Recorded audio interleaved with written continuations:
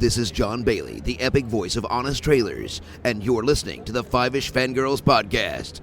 It's a Fangirls podcast with five-ish people. The tangents and squee will continue. Squee.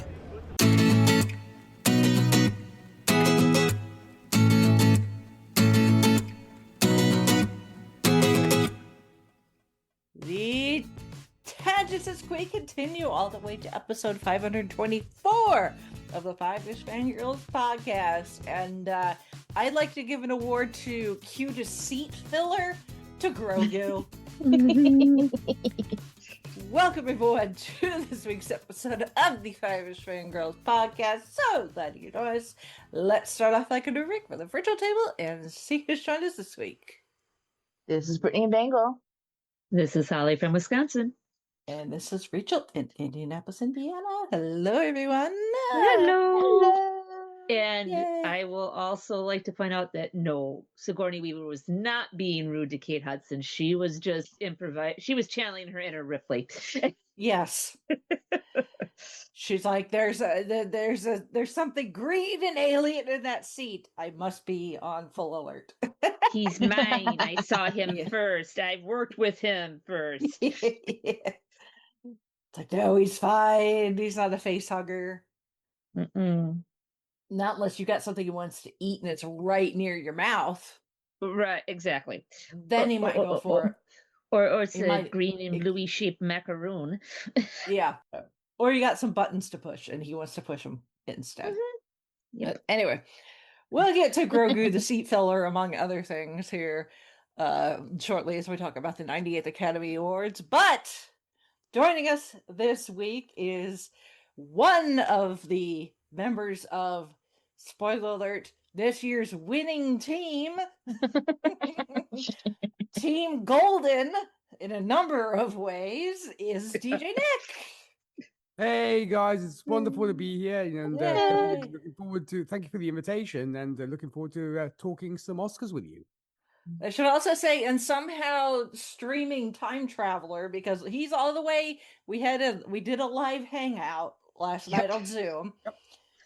Most of us were at home, although funnily enough, Sean and Mel are So currently on an jealous. Australian cruise. Yet because it was 8 a.m. for them, they were hanging out with us until the little Lunch. one got up and got hungry.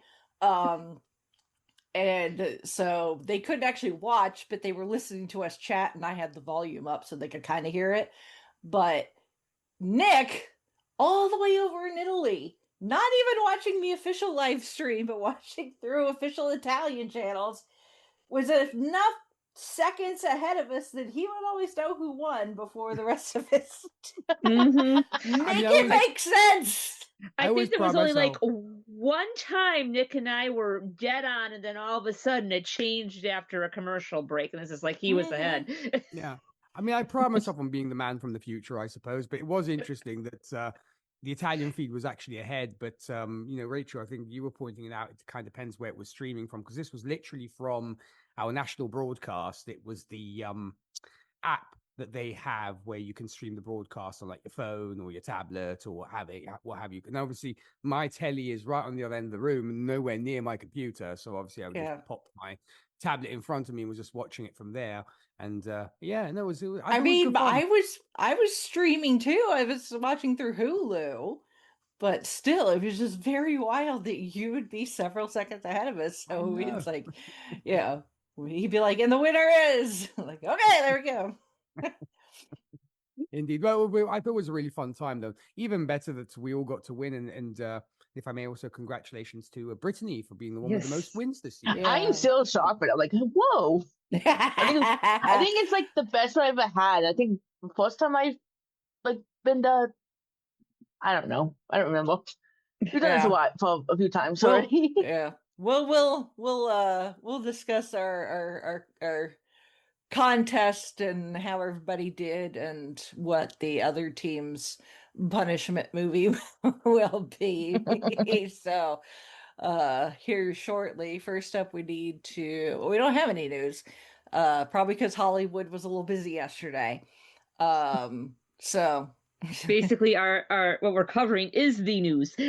Yes, pretty much. That Basically. is, and yeah, this Nice. is the news that hasn't been something on fire, Right. literally, in the rest of the world. So, we're just gonna move on to feedback.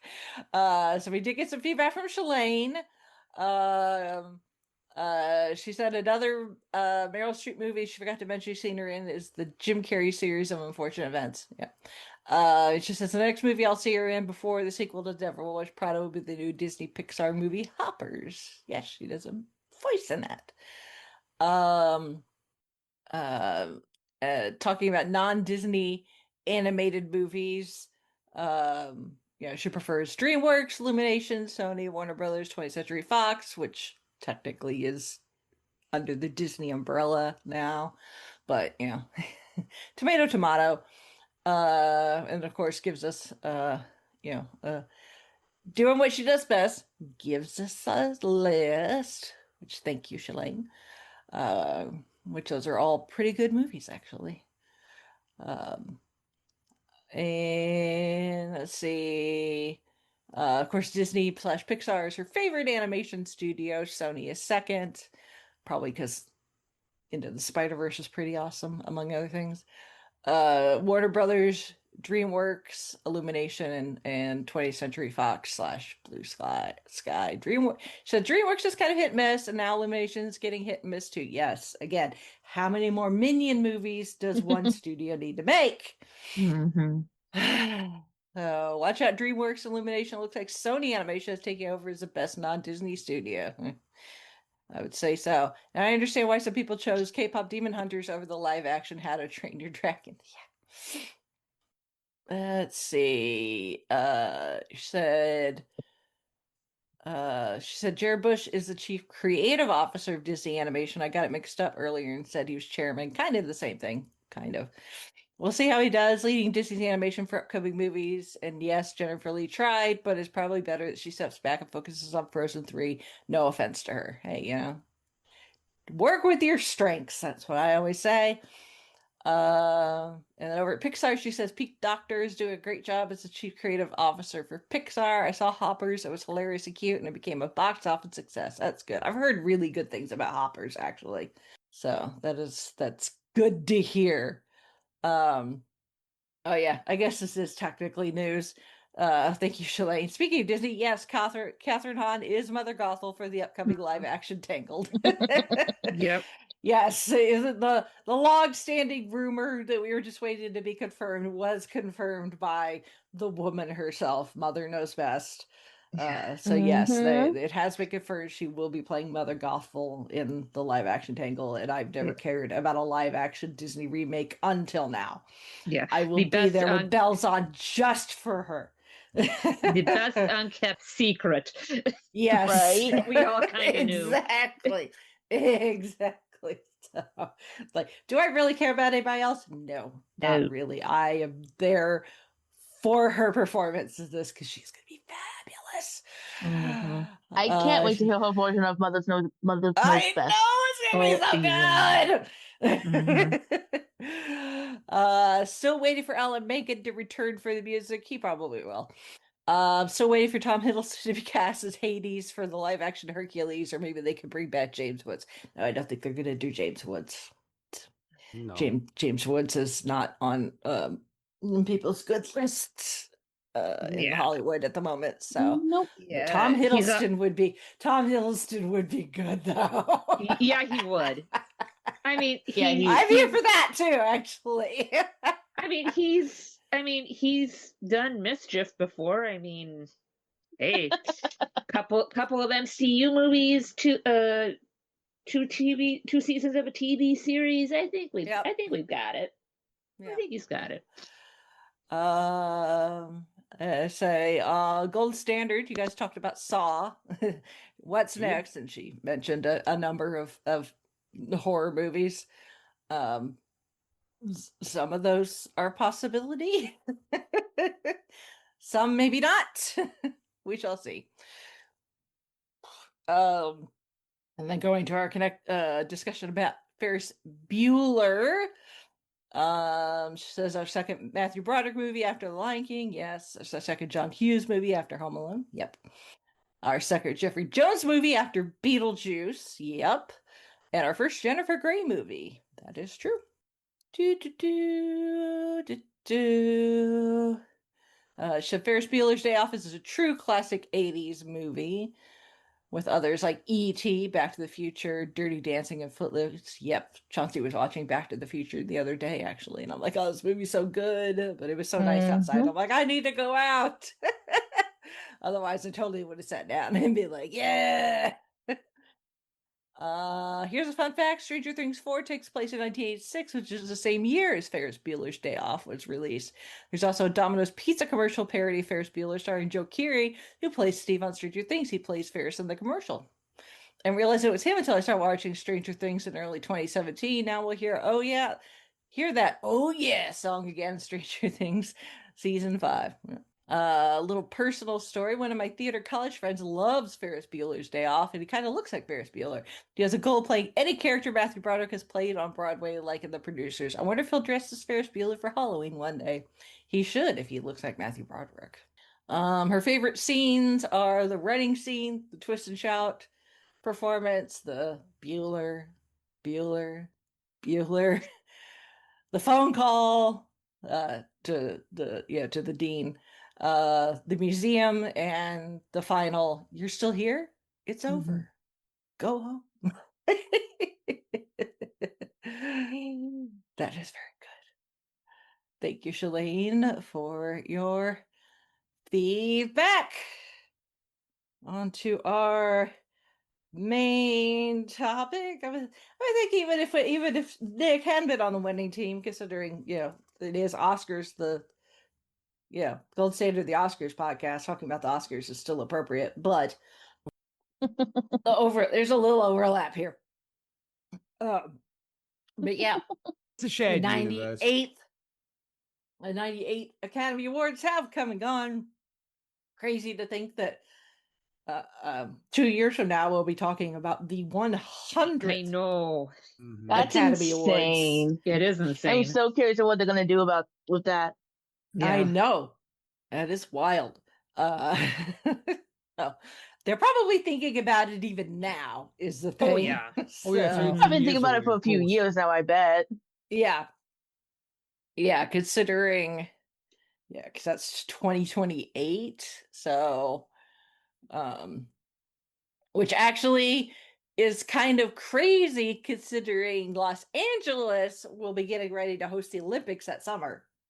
Oh wow. So they're gonna be busy that year. Yeah, the city of Los Angeles is going to be busy for the foreseeable future.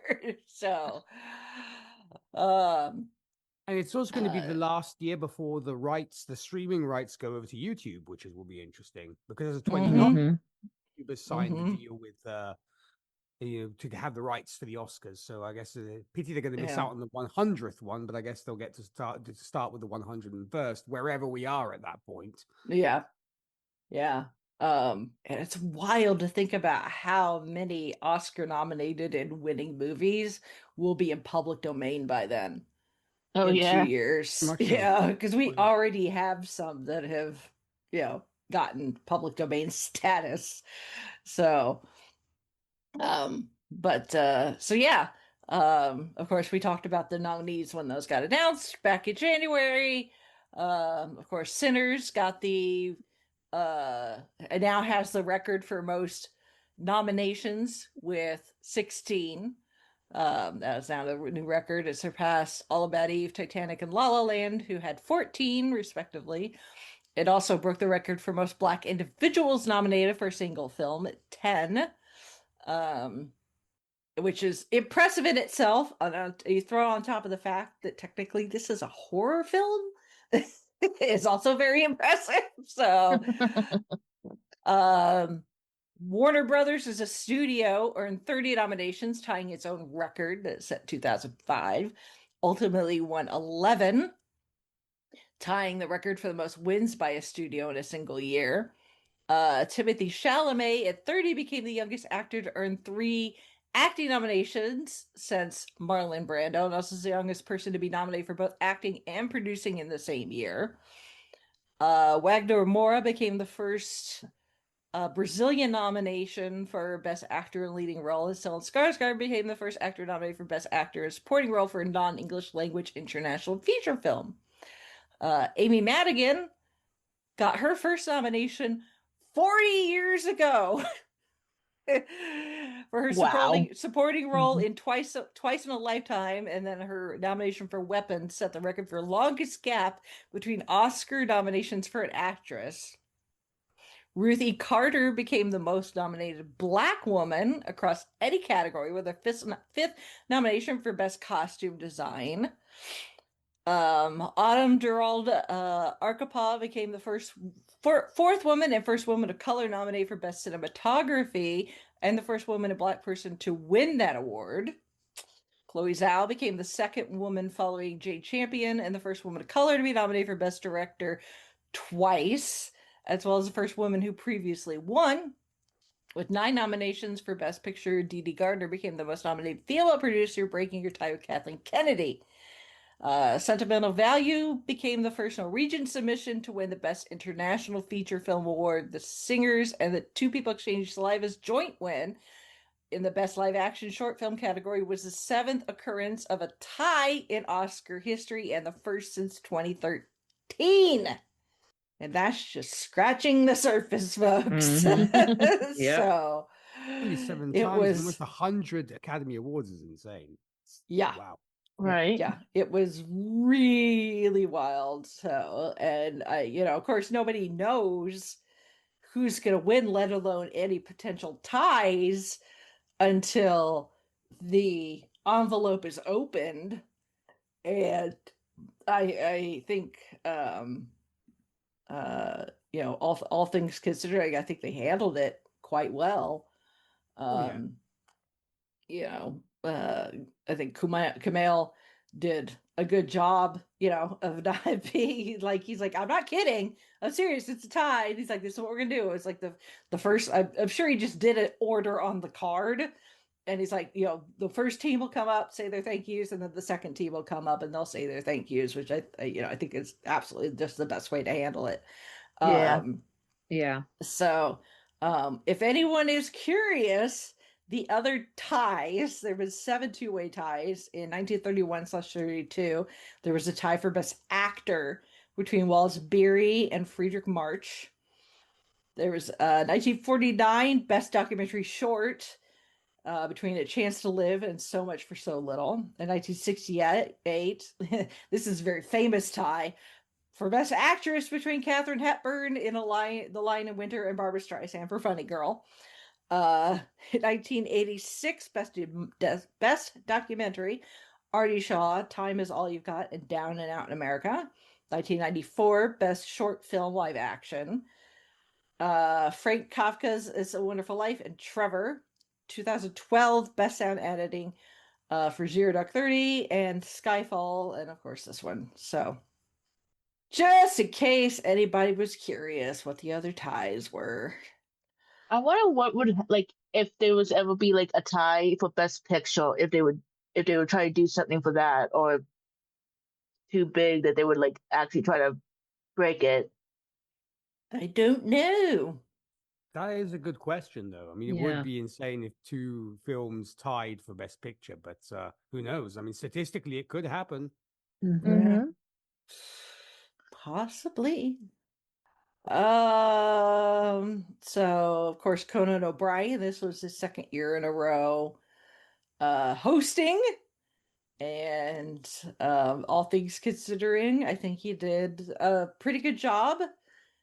Poking fun. He does a good job of not only poking fun at people without necessarily like insulting them, but he likes to point out like the absurdity and outrageousness that is life in Hollywood more than anything, and just like how ridiculous it can be in the business that they're in. And he's also good about poking fun at himself as well, which helps.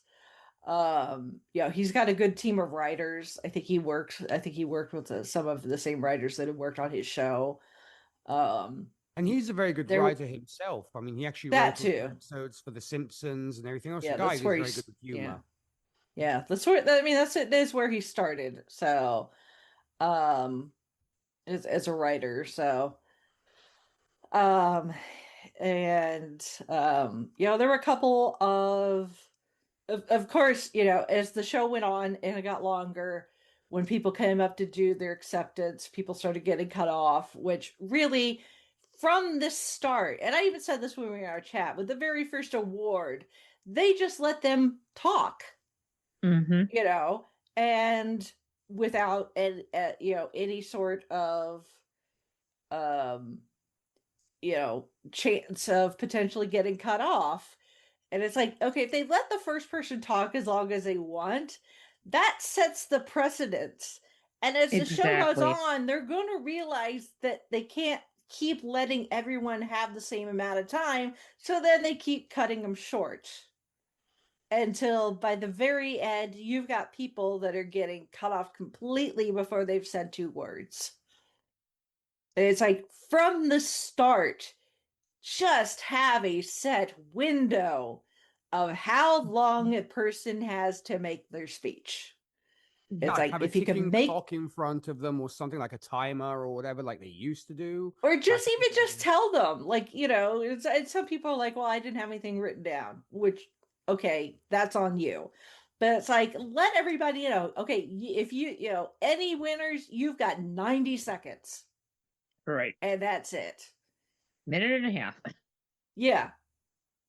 Yeah, And then they give can equal time. build everything, because people are like, well, cut out all the performances and the gags and stuff. And I'm like, well, otherwise it gets boring if all you get is, here's an award, here's somebody speaks, here's an award. So you need that stuff to break up the monotony. Mm-hmm. And I mean, and there weren't even that many performances. Only 2 of the best song nominations got to be performed live. And they weren't even that long. No. Yeah. So it's like, but if each award winner is going to get X amount of time, then you can build everything around it so that you fit in the time slot that you have for TV. And then you don't have to worry, if you cut somebody off, it's because they went over the allotted time that they knew that they had. Is it that hard? Apparently. But yeah, this is why they get paid the big bucks and not me. So, and I know for some of these categories, like, there's technically multiple people, for things like, because sometimes there's teams, especially for the technical categories, or like, like your short films and your short animations where, it's a team effort. So you've got multiple people that want to say something. And I get that. Again, I think that's something that I think it just comes down to simple math and people aren't bothering to do it, in my humble opinion. But that's my 2 cents. So, but Everybody turns out to have endless family members and endless, friends that they met when they were in high school who inspired I them. know. They're like, I want to thank that. I'm like, I don't know that many people. Yeah, I want to thank thank Jimmy my in high school who told me I should go into film or something like that, Yeah. I want to thank my roommate's brother's friend. Yeah. I'm like, okay, Dark Helmet. I'd like to thank my mother's brother's uncle's dog walker's former roommate. Exactly. What does that make us? Nothing. Yeah. Although we did get to see Lone Star and Sun, literally and figuratively, on stage together. So, which they made a little crack about movies and their sequels and whether people appreciate sequels or not, which I think is funny. So almost all of the presenters, I would have to go back and double check. So because the way that they do the presenters seems to be kind of a whatever they decide each year. In the past, it has been the whoever won the year before. Obviously, after the whole Will Smith thing, that became kind of an issue the following year. Like, well, we don't want him coming back. So sometimes then they did former nominees in that same category. This year, if you look, especially when it was multiple performers or presenters for a category, it tended to be people who have a movie coming out in the near future. I think so. Maybe they thought that maybe if people Googled them, that then they would see that, oh, they've got a movie coming up. Like in some cases, it was not. Like best casting, each person was a member of the cast of the movie that got nominated. So they got to talk about, as they were talking about the nominees, they talked about what it was like to be in that cast. That makes sense. The girls from Bridesmaids, it was an anniversary year for that particular movie. Yeah, same with Moulin Rouge as well when it came to Nicole Kidman and Ewan McGregor. It's been 25 years now since Moulin Rouge. Yeah, but some of them, they've got movies coming up. So, like, they had Anne Hathaway and Anna Wintour, probably because Meryl was probably unavailable. That is just funnier having the person that Amanda Priestley is modeled after for the Devil Wears Prada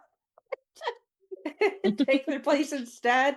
I rewatched it just so I could hear it better, and I was like, oh my God. Which Anna, she knew exactly what was going on. She knew why she was there and what she was doing, but it was just funny because it's like, it's a nice little like, oh yeah, Devil Wears Prada 2 coming out.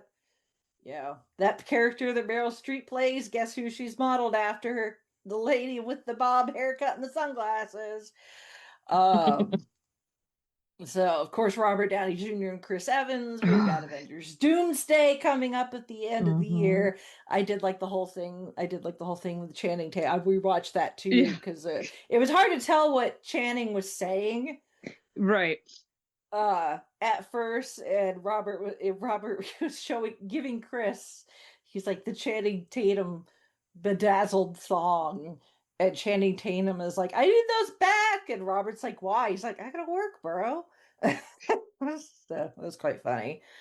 Of course, Pedro Pascal, Sigourney Weaver, Grogu and the Mandalorian, which is getting ready to come out. And then we had appearance by Grogu, sitting next to Kate Hudson.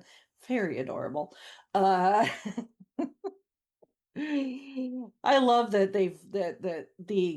the technology has gotten to the point where you can have Grogu there and he's very lifelike. It's quite impressive. So I would have just like, I would have forgotten that he's like, a puppet. Right. I've been like, of course, Bill Pullman, Lewis Pullman, Lone Star and Son. So Robert Pattinson and Zendaya, they've got a movie coming up. So yeah, that's and of course everybody's like, oh my God, Zendaya, look at her left hand. This is not the first public place she's been since she and Tom got married, people. She's been seen out and about with a wedding band on her left hand. So you're a little behind. So I almost kind of hope, although I don't know if they can milk it for that long, but I kind of want just the whole, like, that her and Tom getting married, for that just to be like the talk, so that when Spider-Man Brand New Day comes out, they can be like, oh yeah, here's our new movie. Like, yes, we got married, go see our new movie. Like, Sony should be using that for their press for the new Spider-Man movie. So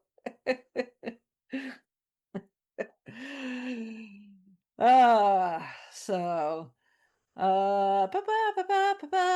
so yeah, overall ceremony, not anything like we didn't have anything the equivalent of the Will Smith slap. So yeah, we didn't nothing earth shaking there. Like I said, there's a few times, especially as we got close to the end, where people got cut off. I know at one point they cut to Conan thinking that they were done and they were moving on to him, and then they realized that wasn't the case, and Conan did a really good job about not acknowledging that the camera was on him. And he continued watching the people speaking until they moved the camera back and turned the mic back on for them. So I think that was very classy of him to do that. So so you've got overall, I think he did a pretty good job. He's not, considering the people that have hosted in the past, obviously Bob Hope being the big one, where he hosted like 16 times or something like that. The Billy Crystal obviously up there as far as numbers. Is he like the most outrageous host? No. Is he goofy and silly? Yes. I mean, they was the whole opening segment, which has kind of become the norm for the Oscars now, where whoever's hosting ends up like making an appearance green screened into scenes from each of the Best Picture nominees, and sometimes other nominated films, just because they're noteworthy and they can have some fun with it. But in this case, they had him with the hair and the wig to look like the old lady from Weapons. And then he's going in between all the different movies. So, being chased by the kids. Being chased by the kids. Mm-hmm. So that was quite funny. The in memoriam segment, it wasn't the hallelujah, let's party, these people are dead, that they've had in the last couple years, which is good. Again, I think breaking it up a little, I think kept things interesting and kept people from getting bored. So it actually started with Billy Crystal talking about Rob Reiner and his wife Michelle, and then having a number of people who have been in his films and have worked with Rob Reiner throughout the years. So you had like Cary Elwes and Billy Crystal and take your pick a Rob Reiner movie, Will Wheaton, so you had a number of people there to honor Rob and Michelle. And then they do the usual music, images, some clips with the names of the person and whatever it is that they did, whether they were a producer or a writer or costume designer or whatever. And then they'd pause again to focus on a particular have another like more focused in memoriam. In this case it was Diane Keaton, and then again go back, do some people, and then you had Robert Redford with Barbara. Of course they were in The Way We Were together, and Barbara sang a few lines of the song The Way We Were. Babs, you're a legend. Her voice is not sounding it's not the same. Unfortunately, her voice, I think, is starting to age. It could have been a one-off, but I think the Barbara sound that we're used to does not. I don't think it necessarily is something that she is capable of anymore at her age, which is unfortunate. It's just one of those things. Vocal cords, just like any other muscle, even as much as you try to keep them in shape, they do age. It's just a matter. It's just a factual thing.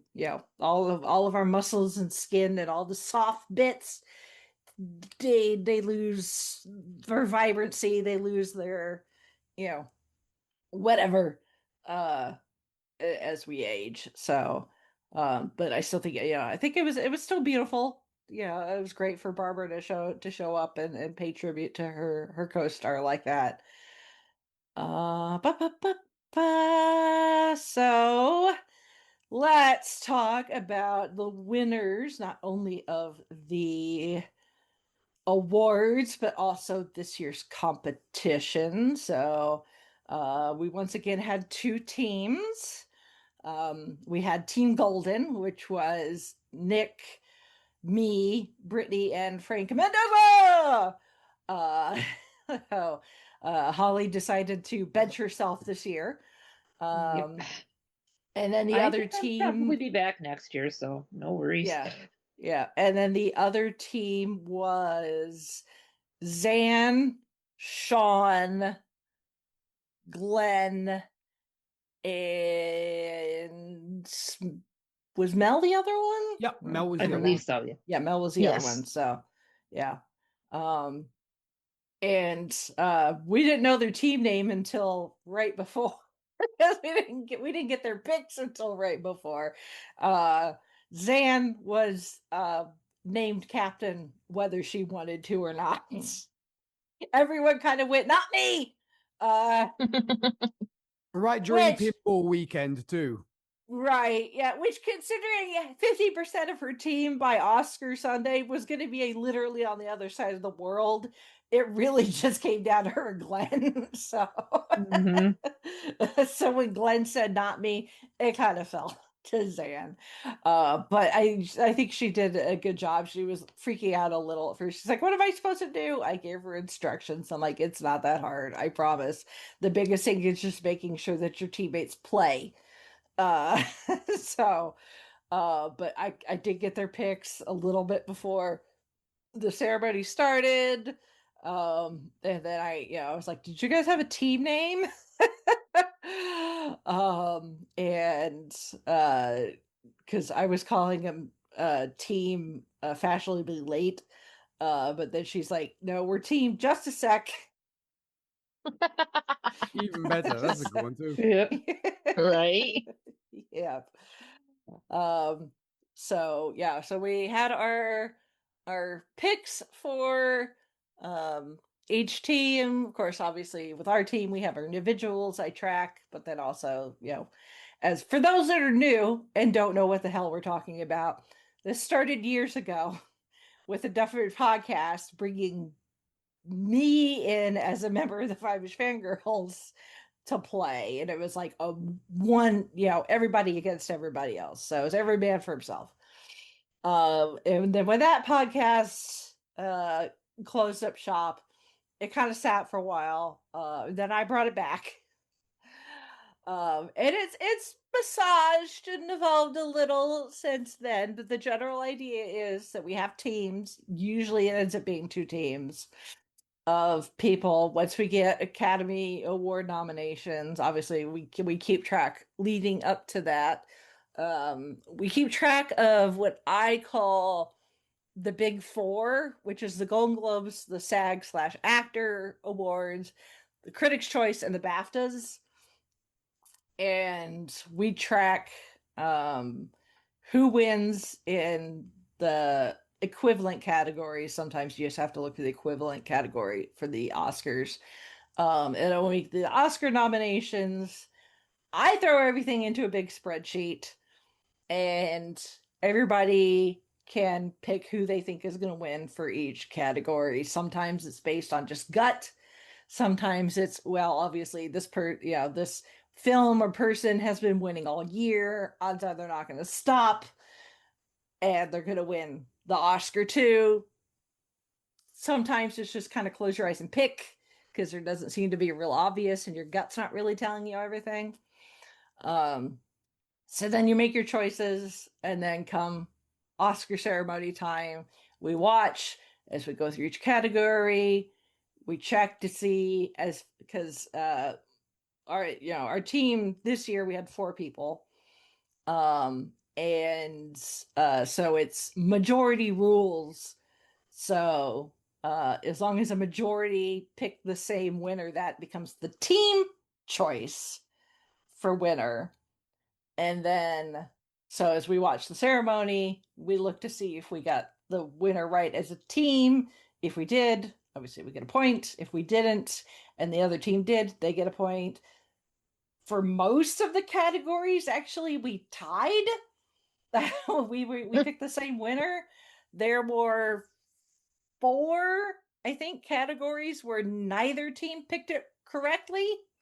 I think that was the case. I think 1, 2, 3, no, 3 categories where neither team got the correct. So we both missed out a documentary feature, animated short, and casting. We all missed out on that one. And then everything else we either tied, and then we ended up getting 4 correct outright to their 1 outright. So obviously we won. So they got cinematography right. Although that is the category that got Brittany the win as an individual, because she's the only one within our team that picked that one right. So, but then we got international feature, supporting actor, best director, and picture correct. So that's how we ended up winning. I mean, for the most part, there weren't really. I mean, documentary really, it can kind of. I mean, I wouldn't necessarily say Mr. Nobody Gets Putin winning against The Perfect Neighbor was a big surprise. Just because one is true crime and the other is about a guy fighting against the Russian fascism, which is also kind of relevant at the moment. So I could kind of see it going either way. Animated short, I don't know, I think really I think we all just kind of went with just like, oh, that one. I don't know how many people actually watched any of the shorts. I know I didn't. So I think we just kind of, it was a crapshoot there with that one. Cinematography, I think that could have gone one way or the other, honestly. There really wasn't a whole lot to go off of because most of the other awards actually don't have that category. So the closest is the Critics' Choice and the BAFTAs, and Train Dreams won one, and One Battle Left the other won the other. So again, Sinners winning instead. I think that's kind of a toss-up. Casting, again, I think an argument could have been made for either. So, you know, the fact that both teams had picked Sinners and One Battle after another one, again, not, I think, a huge a huge upset there. Obviously the tie in live action short was a surprise. So, especially considering the first one that was announced was not the one that we had picked, but thankfully the second one that won was the one that we all picked. So, but yeah, I mean, it really, I mean, as far as predictions go, I think it came down to the best picture for it, because Sean, you know, being the big cinephile that he is well aware of like records and patterns in these things, and he was talking about it when we were watching.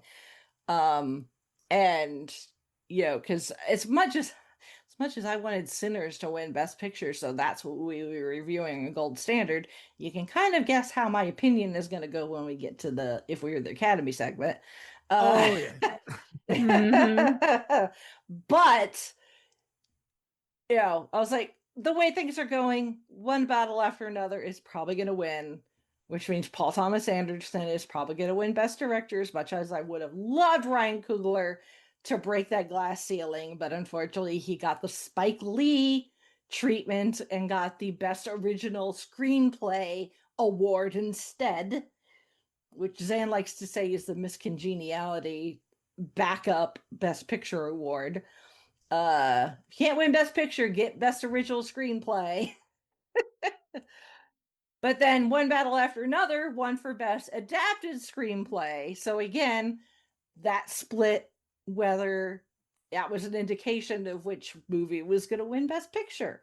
And we have seen years in the past where a different director will win for director as opposed to the film, the picture itself. So it was kind of a, where is this gonna go as we got to those last few categories. So I do think but at the end I don't think anything was a surprise, and there were still several categories left, and it was obvious that mathematically the other team was not going to be able to catch up, let alone beat us.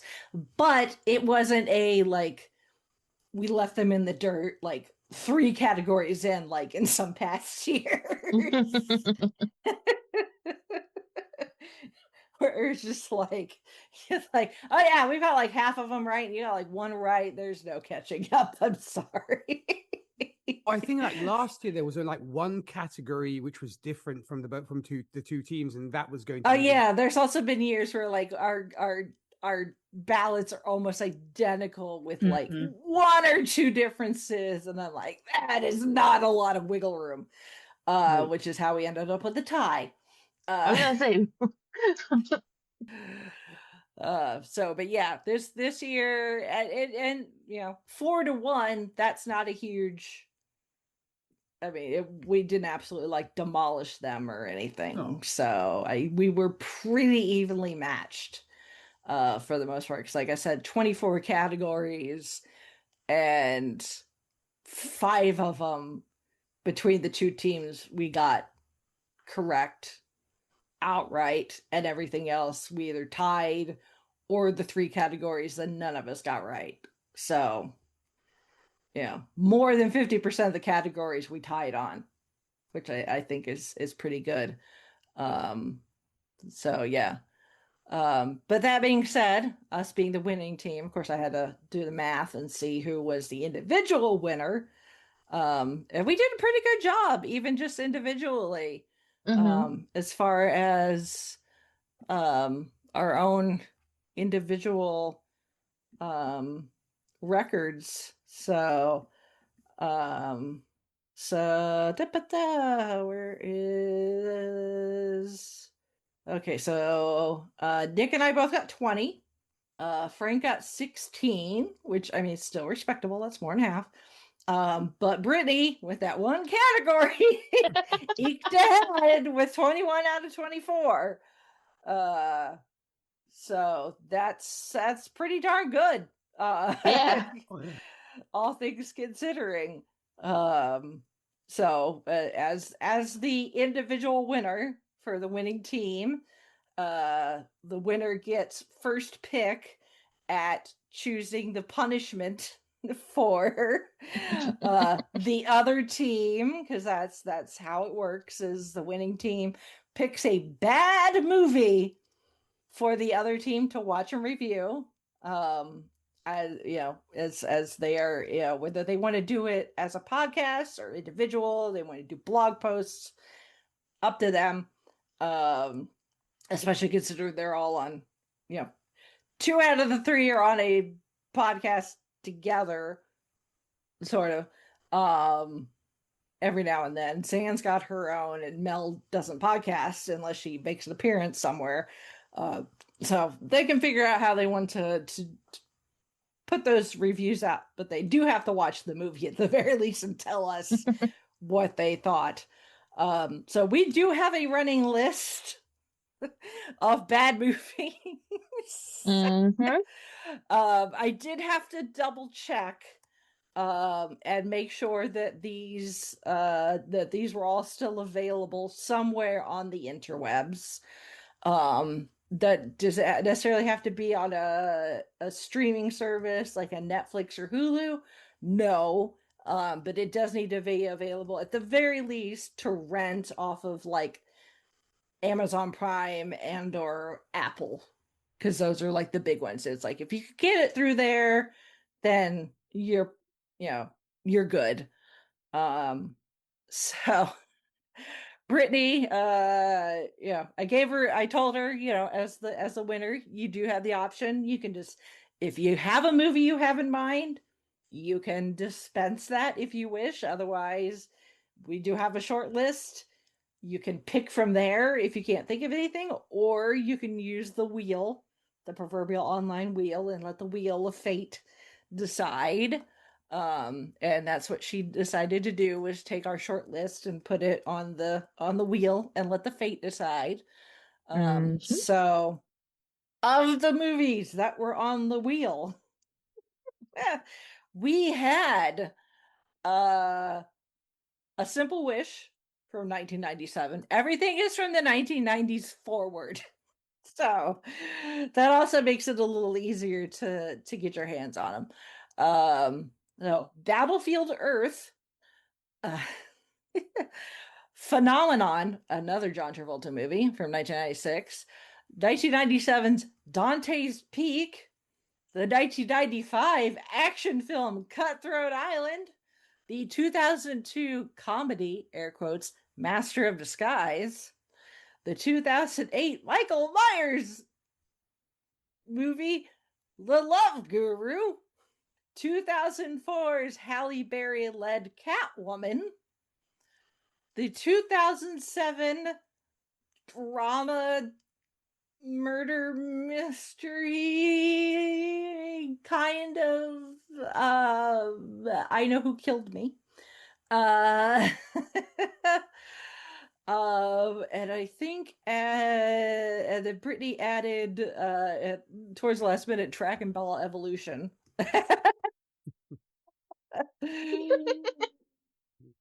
Which I think was from like 2008 or something like that. Yeah, Sometime 2008, 2009, something around that. Yeah, the time. aughts.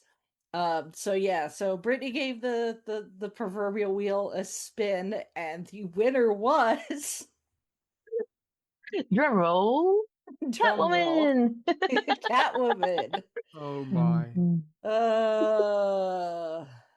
A film that Halle Berry, the literal star of the film, described it as a piece of shit, god awful movie. Wow. Mhm. Who did not So, disown yeah. that movie at all, did she? Nope, not at all. So we will present that to the losers. Hopefully it's not a secret guilty pleasure, and just watching Halle Berry run around in latex for 2 hours does not make it a good movie. Nope. You might get pleasure out of watching that, but the movie itself is still bad. It just might be visually interesting to look at if that's your thing. So we will present that and let them impart their punishment on themselves as their schedules allow. And hopefully we'll get some reviews here in the foreseeable future. Oh my. So yeah. So that was this year's Academy Awards. So I think all things considered, not bad, not an amazing year, but not terrible either. I think we had some good I think there's some good movies that got nominated and won. I was totally right. I called it all the way when we reviewed it on Gold Standard. In our if we were the Academy segment, I said K-pop Demon Hunters was going to walk away with both categories they were nominated for. Who was right? Mhm. Me. I called it. Netflix must be very happy at this point, and so many studios must be Right. Oh, kicking yes. themselves for not picking up that film Yeah. when Maggie Kang was shopping it around. Yeah. So, there's always going to be those organizations, those businesses, those individuals that passed on somebody or something that end up being a huge success. I mean, the Beatles got turned down a number of times before they finally got picked up. So do people like Elvis. Yeah. And then you look at how big they become. That person either, if it was me, I'd been like, I'm such an idiot. Right. Same. Like, I should find a different line of work because obviously I know squat. Or I'd be like, well, whatever. I'll just find the next them. So, and I'm sure being in the business, particularly yourself, Nick, I'm sure you've heard all sorts of stories from artists that be like, I shopped demos around and went from record label to record label, getting told no till finally so and so gave me a shot. Oh yeah, I mean, one of the craziest ones that I ever heard was from Garth Brooks. I mean, he started out selling boots and was singing demos at the time. He wanted to be a country singer, and everybody was like, "Yeah, you're good at doing demos, but we don't really need anybody at this point." And then he ended up finding as somebody within the record. They were actually sat down and listened to the guy saying, "I think we've got something here," and no surprise, Garth Brooks was born, or a literal star was born. And once again, I think that is one of the craziest ones I've ever come across, at least within the country music world. And we now know how huge and influential Garth became as an artist. I mean, the literal creator of stadium country. Yeah. I mean, the man was filling stadiums like, at the time it was hard to comprehend that a singular artist could demand, have such demand to fill football stadiums of fans. Music and not say rock, for example, because you can imagine Exactly. A genre like country. Yeah, some songs will get your people moving, but you're like, you'd associate a packed stadium with, say, a pop group, or like I said, rock or metal, or what have you, saying more high energy, if you will, because country, as I said, can get people moving, but it's maybe not seen as energetic a genre as those. Oh, yeah. But yeah, I mean, and I think to go on a tangent here, the fact that Garth really started that trend of country artists can fill stadiums. Yeah. I'm like, I remember when Garth was like at his peak and him going on tour and just, the local country stations, talking about it and, doing ticket giveaways when, the local show was coming up, but it's like trying to get your hands on tickets. I mean, this is pre-internet. I mean, you imagine what people went through having dealing with Ticketmaster online for the Eras tour. Imagine trying to get tickets to something like the Eras tour without the internet. That's what it was like. Pick up and dial again and hope you don't get cut off. Or physically go to an actual Ticketmaster. Yes, and wait. That's all you could. Yeah, like camping out over. It's like Black Friday.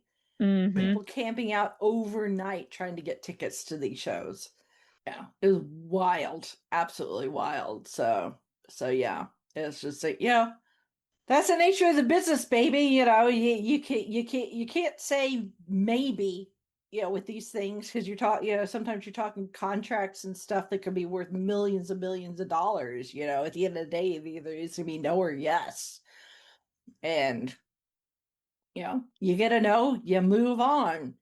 And as the artist, you just kind of you got to do what's right, best for you and your art. Even Peter Jackson, when I was trying to get Lord of the Rings, to get a studio to back him doing Lord of the Rings, and every studio that he went to wanted to make it 2 movies. and it wasn't, he was finally getting to the point where it's like, I just may have to go with one of these studios who wants to do 2 movies, because at least then I can make something. And he got to New Line, and New Line is like, there's 3 books, right? It should be 3 movies. Yeah. Like, So, I like you. yeah, I was like, and sold. Where do I sign? And not to mention this coming from a director who was known for making, these low budget horror films, so it's not like, a huge Steven Spielberg is knocking at your door saying, I want to make Lord of the Rings. Mm-hmm. Yes, Before somebody up Peter to that Jackson point who had became made, Peter Jackson. yeah, it's like we were talking before, about some of his pre Lord of the Rings movies. They're low budget kind of schlocky comedy horror type movies, but because it's Peter Jackson, there's some people. I mean, he had his following mostly in, I think, his native New Zealand, pre Lord of the Rings, but since then, his pre Lord of the Rings stuff has developed quite a cult following. So to see, like, what did he do before he made, Lord of the Rings, as opposed to, because he was a movie maker for a long time before Lord of the Rings came along. It's not like George Lucas, where he made THX and then American Graffiti, and the next one out of the gate was Star Wars. Right. Third time's the charm. Mhm. Like Spielberg with Jaws, I mean, that was like, Yeah. Yep. I mean, it was like his second feature film, but as I said, that was like huge already. Or you think of Cameron with the Terminator films. I mean, those were already, yes, they were possibly low budget and independent, but they already garnered so much attention, compared to a Peter Jackson who was doing like low budget movies, or heck, even a Sam Raimi for that matter, who was making Evil Dead, which was also kind of more of a cult thing. Then it became a phenomenon. But yeah. Yep. So be interesting to see where the Academy goes from here. This year, just nomination wise, not just Sinners, but in general. I don't think anybody can make an argument for #Oscar so white this year, which is good. That's a very good sign. I hope it's not a blip, but it's the start of a regular thing. It's hard to tell with the Academy. They like to take 1 step forward and then 12 steps back. I will say this, if I may. I mean, I think depending on how well it does at the box office, it's still early days, of course, but I have a feeling that if it does really well at the box office and it's really well done, I do have a feeling that we might be having this conversation when it comes to the Odyssey for next year. Possibly. It being such a high scope film, maybe we might go back to the epic, the big film epic. Like it could be a Ben-Hur, or it could be a Troy. Exactly, that's exactly it. I mean, I wonder if that will be like we'll get like another Oppenheimer kind of buzz, because this year Sinners kind of had that buzz, but not as big as, say, Oppenheimer. We had the whole Barbenheimer thing going on. I remember talking to some of my mates about this. I'm like, do you have any thoughts on when it comes to a movie that, like, oh my God, this really, really stuck with me? There weren't that many people who mentioned either One Battle After Another, or even Sinners for that matter. Whereas last year, everybody and their cat were talking about Oppenheimer, and 2 years ago, pardon me, Oppenheimer and Barbie. I mean, even nobody really saw Nora coming. It's hard to tell. I mean, the Barbieheimer year was interesting because we had 2 movies that were just like so big as far as like how successful they were, but they were head and just shoulders above the competition. They were 2 very distinct sides of the filmmaking coin, because they could not have been any more different as far as the genre and the feel. Oh yeah. I mean, from either movie, yet they both stuck with people for very different reasons. But they both had very important things to say, is the thing. this year, our two big movies were One Battle After Another, or in Sinners, and you know, I think at the end, I think maybe it's. I've tried to be cautiously optimistic. The fact that we had a movie with such a deep and complex set of characters played by people of color, directed by a person of color, costumes done by a person of color, so much done by a person of people of color. And it's a horror movie. It's vampires. Spoilers, people. If you don't know at this point, sorry. They're vampires. There's blood. There's a lot of blood. Fascinating that we got two horror-based things. We've got vampires and Frankenstein. Among the two, the nominations. It's like, how many years has that happened when you have two well-known, characters from horror? Like, and our best actress winner, that's a horror movie. I mean, Weapons is a horror movie. So not in the same type as like Sinners or Frankenstein, but it's still a horror movie. So the fact that we've got genre getting recognized is great. The fact that we've got people of color being recognized is fantastic. So you want to talk about K-pop Demon Hunters? Yes, it's a cartoon, but the K is there for a reason. It's Korean. The people that came up to accept those awards were Asian people. They were Korean. These aren't. This isn't. So that's still impressive that you've got a film that's helmed and created by Koreans. And it's acted and sung by Korean actors and actresses is impressive.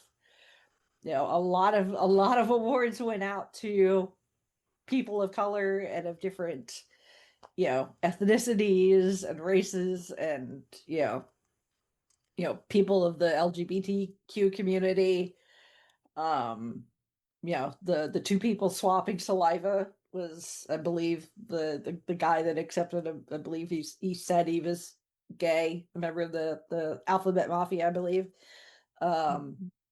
So yeah, I really, really hope that this is, even if it's just a little bit of a foothold, that it's something that we can hold on to, and we're not going to have a knee-jerk reaction like we've had in years past, where they've given it to, what did I say in the chat when we were talking about this earlier?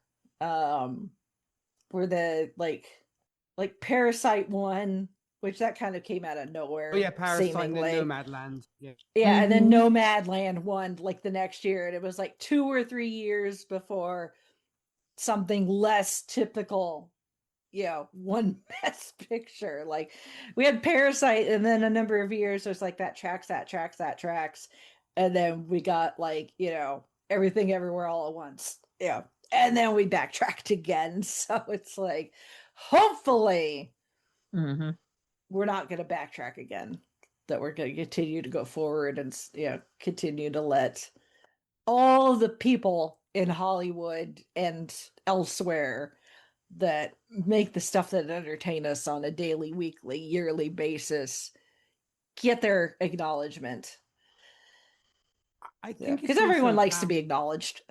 Oh, of course. I think it's also down to the generational switchover of the voters, to where you may be having younger people possibly. I mean, you still, of course, have people who are up there in age, but you may be getting a change from generation wise of folks who might be more open to voting for something not traditionally Hollywood, like, for example, a Sinners, or like even a genre movie. So it might also be the generational the changeover from the generation. So maybe you've got younger people and people who are more, as I said, with this world compared to one that was like 20, 30 years ago. So I'm sure that will also help when it comes to the changeover of the changing of the guard when it comes to who actually votes for the films and everything else.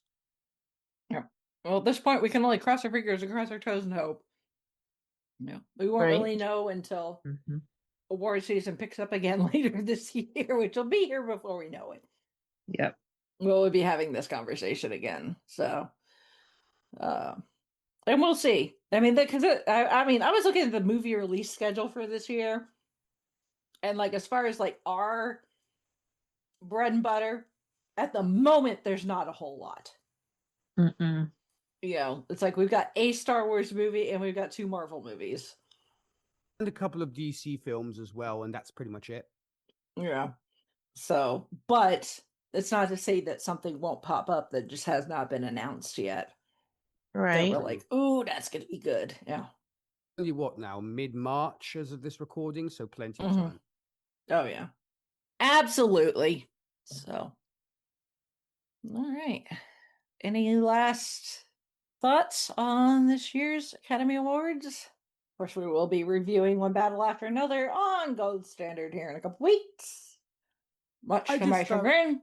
I would just say I thoroughly, personally, I thoroughly enjoyed watching. Obviously, and it's also great, I think, to just sort of hang out with folks and just watch it.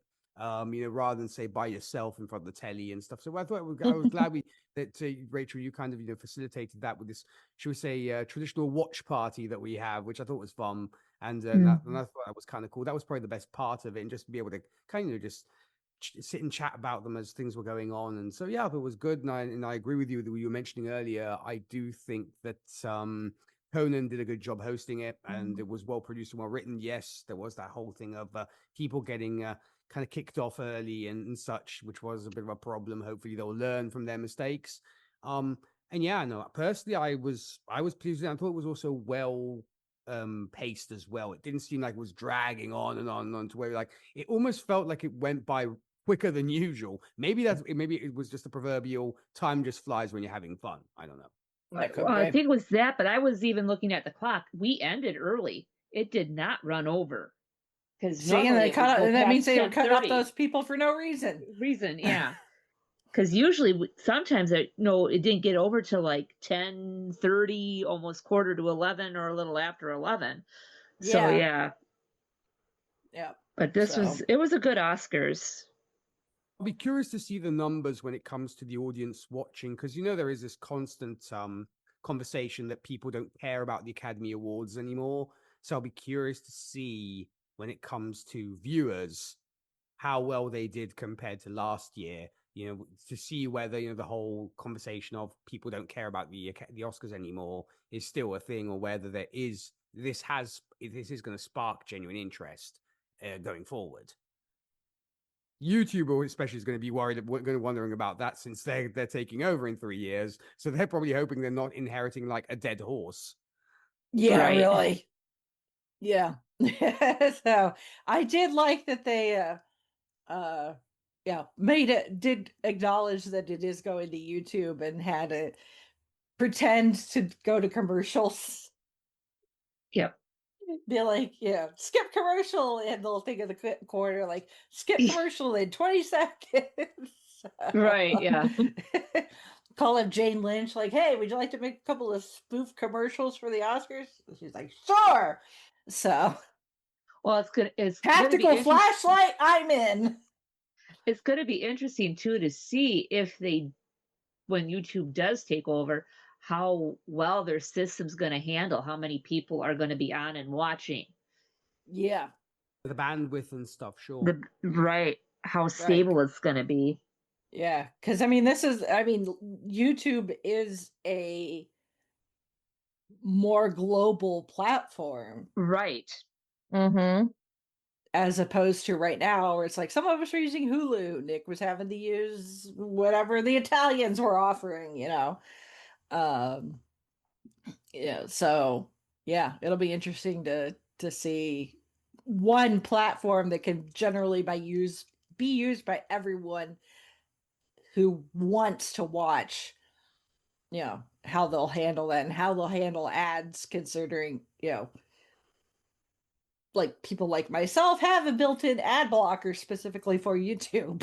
Yeah. Or those who have purchased the premium. Yeah, YouTube Red or something like that. So Yeah.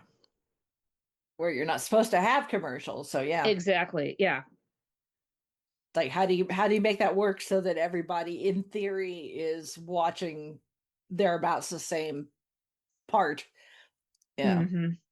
Exactly. Even if there are a few differences between comments. Right. Mm-hmm.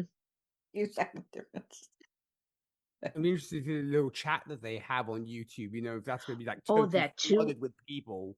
Oh God. Or who's going to be in there moderating it, or if they are just going to be like, okay, for this we are closing comments, because I know comments can eat up bandwidth too. So it's just like this is gonna be a stress on the system. This will be the first, and then two, how are they going to do with international stuff? Exactly. So, I mean, that you make a good point there, Holly. Maybe they will ultimately disable comments and disable chats and stuff. Maybe just because you might get, trolls and what have you are just there to cause trouble. And two, so like you said, the fact that it could just eat up bandwidth, but maybe it's just like you want to try and, because I don't know if you can have somebody like being an online moderator there, keeping an eye on everybody, because if it does turn out to be streamed by hundreds of thousands of people, that's going to be a lot to keep an eye on when it comes to the chats. Not to mention it's going to go at the speed of light when it comes to people literally writing. So it might make more sense to disable it. And read different languages. Exactly. Right. Yeah. Oh, and then spam bots aplenty. Oh yeah. Yeah, that's hopefully they'll be smart and like test it. Like maybe test it before then. Yeah. Do some like test streams and stuff like that. Well, they do have 3 weeks to figure it out, so hopefully. Right. I'd start testing now. Right? But that's just me. That's the educator in me talking. This is like, you got enough runtime? Don't procrastinate. All right. Well, I think that's gonna about wrap up this discussion. So DJ Nik, this is your opportunity for shameless self-promotion. Well, thank you. Well, first off, I will say, speaking of country music, if you are fans of country music, you can, of course, find me in my day job hosting the radio show Whiskey and Cigarettes, where we play the very best and nothing but the best of country music from Alabama to Bailey Zimmerman. For more information about that, you can visit our website, and also you can get to tune in online as well, and that is whiskeyandcigarettesshow.com.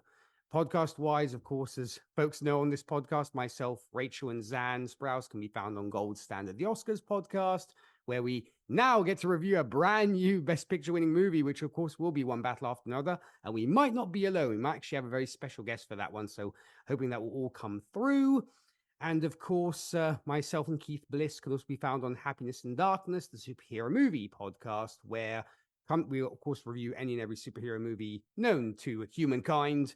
Coming up next, as it is going to be St. Patrick's Day, Keith selected something green, and so we decided we should review Teenage Mutant Ninja Turtles: Mutant Madness, which I'm going to be finishing up once we're done here, and see what we make of that. And last but certainly not least, myself and Charles Skaggs can be found on the Fandom Zone podcast, where we are reviewing the first and so far only season of Wonder Man, speaking of the MCU. And coming up here shortly, we'll also be talking the second season of Daredevil Born Again, which I am very excited about. Me too. Maybe not for the same reason that Nik is, but I am excited, so. All right. Well, and if any of our listeners want to send in feedback here, just like Shalane did, you can email us, fivishfangirls@gmail.com, or you can go to our website, which is the fivishfangirls.com, where we connect with all sorts of our social media accounts, both our podcast related ones and our individual ones as well, along with information on the book club, how to financially support us, all the fun things we're doing. Convention season is coming. I've already put in for PopCon and in conjunction. So I should be attending both of those. I need to work on Gen Con. Right now, it seems like August is so far away. The next thing I know, it's going to be 4th of July. Need to not let things slide like that. So yeah, all the fun things, shenanigans that we get up to. And yeah, we might also be doing a little something green next episode, which I did not necessarily plan that to be around St. Patrick's Day, but hey, you know what? Serendipity. Sometimes the wife just works that way. So, Mhm. although in this case they may be green, but they are more like an onion. They have layers, but Yes. more on that next You beat me episode. to it, Rachel. You beat me to it. More on that next episode. So for now, we are going to sign off for this week. This is Brittany and Bangles saying goodnight. This is Holly from Wisconsin saying good evening. And this is Rachel in Indianapolis, Indiana. And I get to talk about how Smash Mouth was the soundtrack of my... It was 70 yesterday. I was wearing Birkenstocks and a tank top. It snowed today. My body doesn't know what to do with having the heat on again. I'm sorry. I apologize. It's okay. It's so dry now. Anyway, I need more water. Anyway, I was trying to say that I got to talk about how Smash Mouth was partially the soundtrack of my high school experience. I believe.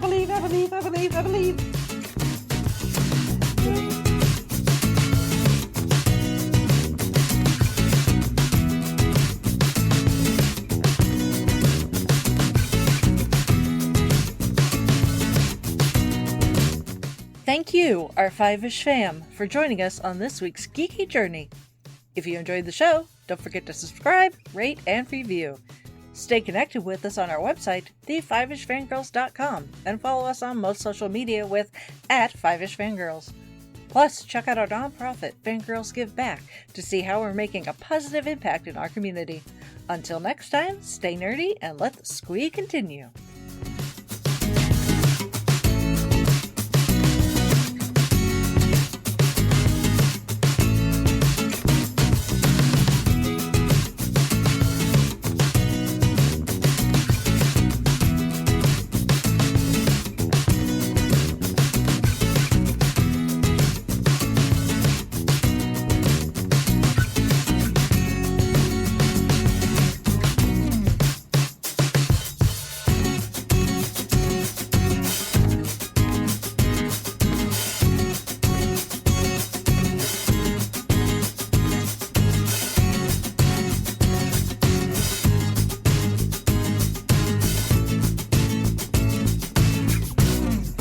Tired of your car insurance rate going up, even with a clean driving record?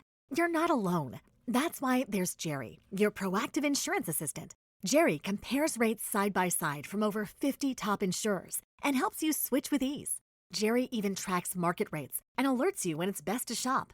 No spam calls, no hidden fees.